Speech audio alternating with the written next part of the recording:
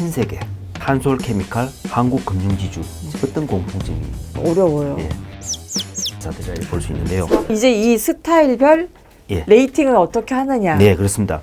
거기서 기회가 온다 이렇게 말씀드리고 싶은데 조금 예를 좀 더 들면 포스코 케미칼이나 신세계 인터, SKC, 한솔케미칼, 대한유화, 한국금융지주 어떤 공통점이 있을까요?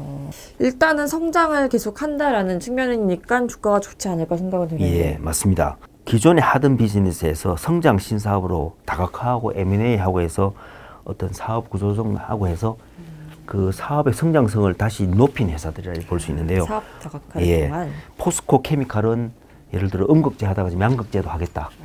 신세계는 그냥 유통기업 정도의 백화점이나 이런 걸 머물렀다가 지금 3위에 그 면세점, 을 더 가미했죠. 신세계 인터는 화장품 사업을 더 했죠.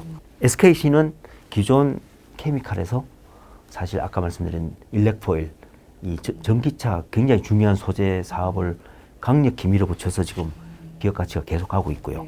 한솔케미칼은 나도 대주전자 재료처럼 음극재 그 실리콘 소재를 하겠다 해서 딱 뭐가 연상이 되십니까? SDI의 어떤 판로가 또 확보된 거죠. 한국금융지주가 왜? 카카오. 맞습니다. 카카오뱅크라는 정말 인터넷 기반의 현대판 은행을 하나 넣었는데요. 그거를 갖고 있는 일대주주입니다, 현재. 그러면서 4조밖에 안 되는 시가총액이지만 사실 자회사 가치가 굉장히 새로 매겨야 되는 거죠. 이런 게 바로 다 뭐죠? 신사업의 부가에 의한 리레이팅이죠. 네. 예. 대한유화는요? 대한유화는 롯데케미칼 같은 기초 유분만 하고 있다가 지금 2차 전지 사업에 뛰어들었다 이렇게 볼 수 있습니다. 어쨌든 이거는 새로 가미한 신사업을 통해서 새로운 밸류에이션을 받아야 되니까 레이팅이 변화한다는 것을 우리가 읽어내고 이 주식을 주목해서 투자 기회로 생각해야 됩니다. 레이팅이 변하는데 기회가 다 있다. 많은 기업들이 프로덕트 라이프 사이클, 인더스트리 라이프 사이클 모양하고 똑같이 레이팅을 굉장히 처음에는 많이 받던 고성장 시대가 있다가 경쟁이 심화되면서 서서히 표준 경기 민감주로 이제 변해가는데 계속적으로 그 산업 자체가 확장된 산업이 대표적인 예가 저는 네이버나 카카오라고 보거든요. 예. 처음에 네이버 어떻습니까? www.naver.com에 들어가면 너무너무 신기한 정보를 얻을 수 있다는 데서 출발해서 그 뒤에 모바일로 가고 전자상거래로 가고 SNS로 가고 O2O로 가고 지금 또 글로벌 협력해서 너무 많은 확장성을 보이니까 확장성의 산업이 그 회사의 비즈니스에 잘 적응했기 때문에 그걸 보일 때마다 계속 리레이팅을 받은 거죠. 그럼 이런 리레이팅을 계속 받았으니 네이버를 사실은 결과론이지만 팔면 안 되는 주식이었죠. 예. 그런 다른 예는 좀 삼성전자라고 생각합니다.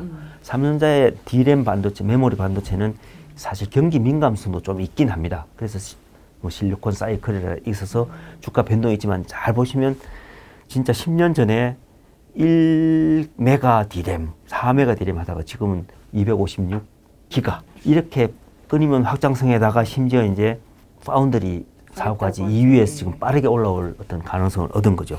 이런 흐름을 볼 때 당연히 디레이팅을 우리가 읽고 대응해야 된다. 그 다음에 소속부가 위치를 바꿉니다. 아까 포스코가 나빠지는 소속부 변화로 봤을 가치주에서도 이제 경기 민감주로 추락한 것으로. 예, 그렇습니다. 소속부 변화가 아까 포스코가 15만 원까지 떨어졌을 때는 잠시 경기 민감주에서 너무 억울한 주식인 가치주로 갔었죠. 가치주면 멀티플이 다시 좀 올라가야 된다는 시장 기회를 활용하면 가치주로 바이를 할 수 있었죠. 예를 들어 YG엔트다. 사는 무리를 일으켰던 주식인데 사실 블랙핑크나 이런 것 때문에 사실 재평가를 받아야 된다는 걸 우리가 읽어내야 되는 거랑 마찬가지죠. 예. 이런 소속부를 먼저 읽고 소속부의 변화 기회에서 리레이팅의 변화 기회를 남보다 통찰력 있게 잘 찾아내는 방법론이 너무 중요하다. 독자들은 좀 단순한 공식을 좀 원하는데 예를 들어 이 프로덕트의 라이프 사이클을 스타일별로 이렇게 사이클을 보자면 경기 민감주가 제일 아래인 건 알겠고 그 다음에 가치주 그다음에 약간 이 턴어라운드와 퀄러티주, 뭐 성장주 이렇게 어떻게 사이클을 이렇게 배열할 수 있는 건가요?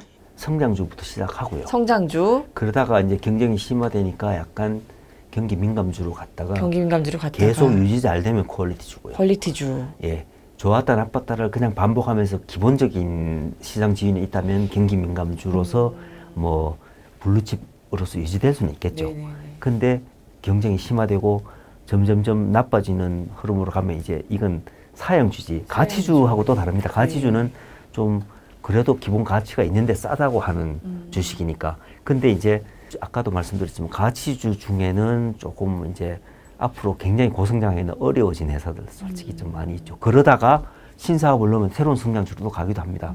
그게 턴어라운드주로. 네. 그래서 그 소속 뭐 야구 선수가 1부 리그 갔다 2부 리그 갔다가 막 실력에 따라서 왔다 갔다 하는 것처럼 이 소속부가 바뀌는 거를 끊임없이 조사하는 게 그럼 저희가 이거를 주요입니다. 그림을 만약에 그려준다고 했을 때 성장주 이전의 단계를, 그러니까 성장주랑 가치주의 관계를 어떻게 삼아야 될지 잘 헷갈려요. 실전에서 어떻게 쓰고 있나를 한번 네. 그게 이제 네 번째 드리고 싶은 말씀인데 네. 한국의 많은 산업들이 단 한 번은 최소한 성장주 기간을 항상 다 거쳤다는 거죠. 이게 옛날에 참- 어떻습니까? 1990년대 초반에는 뭐 트로이카주 그래가지고 뭐였습니까? 건설주, 은행주, 증권주. 증권주는 1986년부터 88년까지 수십 배 오른 거 아십니까? 이 증권주가 뭡니까? 은행은 직접 금융이면 이 간접 금융이라 그러잖아요. 대출로 자본을 조달하는 게 아니고 어떻게 보면 주식시장에서 돈을 조달하게 해주는 중요한 회사로 자리 잡으면서 엄청난 성장주였습니다. 이 증권주가 지금 성장주냐 하면 이제 일부 종목은 성장주죠. 아까 한국투자증권. 네, 뭐좀 그다음에 뭐 IB 딜에선 최고인 뭐 NH 증권이 될 수도 있고 종합 뭐 미래에셋 대우도 미래에셋 될 수 있고 또 삼성증권은 또 삼성 나름대로 다 있는데 키움증권은 이제 온라인으로 대명사고요. 그 회사가 잘하게 달린 거지 그 업종 자체가 성장 업종이라고 보기는 약간 네, 뭐 그렇습니다. 그래서 한때는 다 정말 잘 나가는 성장주였다가 이제 경쟁이 심화되거나 산업 수요가 줄거나 아까 드린 말씀의 맥락입니다. 그렇게 되면서 이제 사실은 성장주 대열에서 서서히 조금 벗어나게 됐죠. 우리가 판단할 때 사실 제일 쉽게 읽는 지표가 하나 있다는 말씀을 드리고 싶은데 네. 바로 그 멀티플 레이팅 자체가 어떻게 변화되는가를 보는 거죠. PER이 낮아지는 일이 어떨 때 생기죠?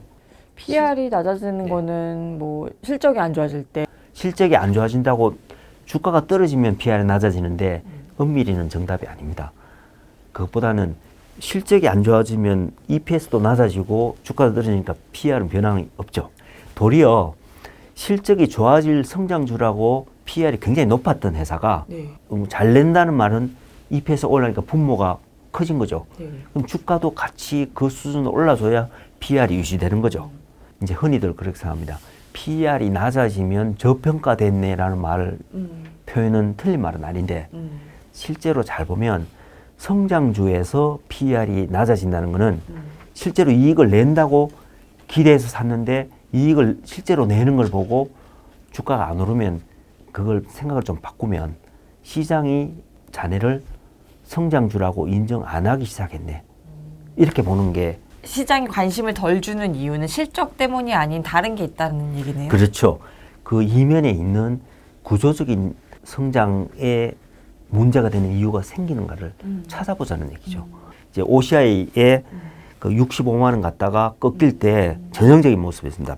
이 그래프로 보실 수 있는데 네. PER이 굉장히 높았다가 네. PER이 거의 뭐 한 40배 이렇게 갔다가 2011년에 주가가 꺾일 때 사실은 PER이 급속도로 낮아집니다. 즉 실적을 많이 냈거든요. 근데 이보다 더 좋을 수가 없고 이제 좀 어닝에 문제가 생기기 시작한다는 시그널이 나오니까 주가는 이미 폭락을 해버리는 거죠. 그러면 그 타이밍 때 이 주식은 그 이유가 생긴 한은 보유하면 안 됩니다.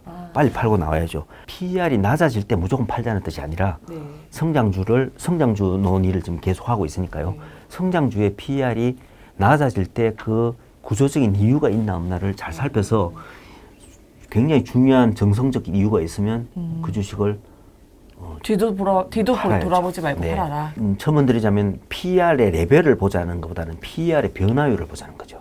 이게 혹시 요즘처럼 장세가 약간 옆으로 계속 기는 이런 변동성이 좀 심한 장세여서 주가가 안 오르는 경우도 있을 수 있잖아요. 예, 물론. 관심이 덜해져서가 아니라. 예, 그 구분은 어떻게 해야 돼요, 개인들은? 이제 그 이유를 찾으면 되죠. PER이 의미 있게 낮아지는데 뭐 예를 들어 뭐 외부 마켓 리스크의 변수, 예를 들어 뭐 북한 핵 때문에 주가 폭락해서 낮아진다면 그거는 기업의 어떤 구조적인 성장주로서의 경쟁력에 문제가 생긴 거하고는 관계가 없죠. 그렇죠. 예, 그걸 잘 구별해야 되고 마켓 리스크에 의한 하락 때는 잠깐 짧게 소위 가치주로서의 소속 변화가 잠깐 일어나는 거죠. 예. 사실 이제 가치주 아까 말씀드렸는데 가치주가 구조적인 가치주가 많이 없어지고 있다고 말씀드렸는데 왜냐하면 시장이 똑똑하기 때문에요. 근데 일시적인 가치주는 많이 생깁니다. 그러면 그건 트레이딩 바이 해야죠. 그럼 나머지 예를 들어 퀄리티 주다, 가치 주다 했었을 때는 PR 이 정도면 그래도 살만해 뭐 이렇게 공식 같은 게 없을까요? 답이 좀 용두삼이 답일 수 있는데 정말 시장 PER은 11배인데 왜 이 업종은 뭐 6배인데도 이렇게 안 그러니까요. 오를까? 왜 코스피보다도 네. 평가를 못 받냐? 예. 그거는 정말 점검해야 될 변수가 뭐 솔직히 한두 가지가 아닐 것 같고요. 뭐 일례를 들면 미국의 표준 업종들의 PER 같은 것도 우리가 또 다 대비를 합니다. 금융주 중에도 이제 여러 가지 뭐 인베스트먼트 뱅크도 있고 뭐 여러 가지 있지만 그쪽에 뭐 밸류에이션이 낮아지고 있는 한 예를 들어 우리나라 은행 너무 억울하다고 말할 수가 없는 일이 생길 수도 있는 거고 일례를 드는 겁니다. 딱 정해진 단순한 공식은 없다. 예, 다만 이 레이팅을 남보다 좀 다른 생각을 하면 기회가 있다 이렇게 뭐라도 좀 말씀을 드리고 싶습니다. 예. 지금까지 정말 그 김영건 부사장님의 통찰력, 이 레이팅 부분에서의 통찰력을 정말 듣느라고 너무 감사했습니다. 시간 가는 줄 몰랐습니다. 네, 지금까지 김영건 인피니티 투자자문 부사장님과 함께했습니다. 감사합니다. 예, 감사합니다.